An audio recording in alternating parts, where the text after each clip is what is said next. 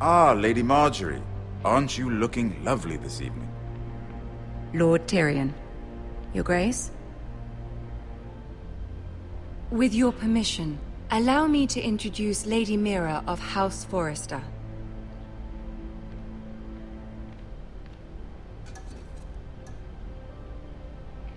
I am honored, Your Grace.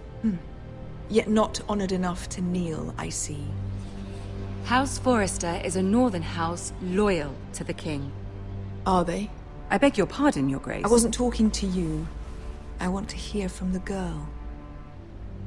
Is your family loyal to the king?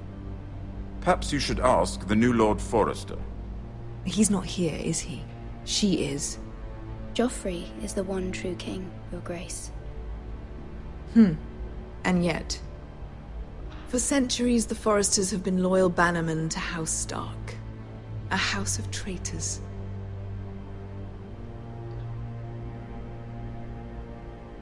Yes, Your Grace. They are traitors. The Starks were your liege lord, yet you name them traitors so easily. I take it this is the kind of loyalty the king can expect from you. If you have any loyalty at all. Is your house willing to swear fealty to your new liege lord, Roose Bolton? Roose Bolton also served the Starks, Your Grace.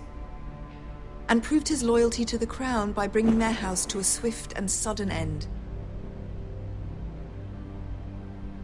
Old allegiances are not easily abandoned. But now that the war is over, we must look to rebuild and forge new alliances. There are ships and shields to be built, and Joffrey will need a steady supply of ironwood for his armies. I'm told there are others who would happily serve that purpose, but I trust we can rely on House Forrester. Forrester Ironwood does seem rather unique. Our talent is unrivaled, Your Grace. Forrester Ironwood is highly sought after in the Seven Kingdoms. So I'm told. It would be a shame to see it fall into the hands of another house. I imagine you'd do almost anything to prevent that from happening, wouldn't you? Ask any Lannister, and they'd do whatever was necessary to save Casterly Rock. It would be unfortunate to see another house lay claim to what's yours. Yes, Your Grace. I would do anything. I see. What would you have the girl do, Cersei? It's not as if she fought beside the Starks, wielding a battle axe for the Northern Army. It raises an interesting question, I suppose. Can we truly blame those who end up on the wrong side of the war? Our dear Marjorie here was betrothed to Renly Baratheon on the false assumption that he would one day rule the Seven Kingdoms. Can we fault her for her mistake? Should she be held accountable?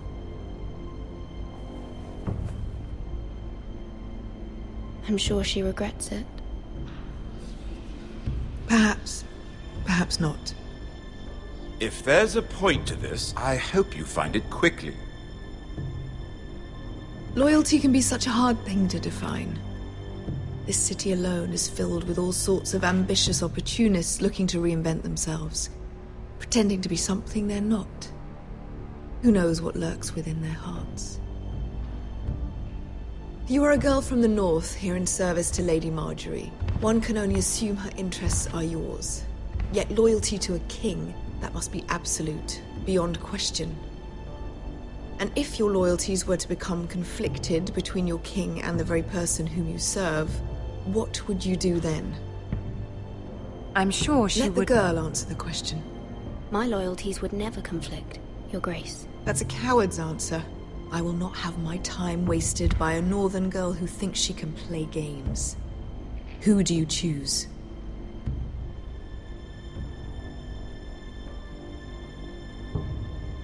I must choose Marjorie, Your Grace. Clearly your handmaiden does not have her priorities straight. She is a threat to the crown, isn't she? The most dangerous handmaiden in all of King's Landing. I'm not quite sure what to make of her. Not surprising, I suppose, for a northern girl, but not very encouraging either. I'd like a word with you, if I may. Of course, Your Grace.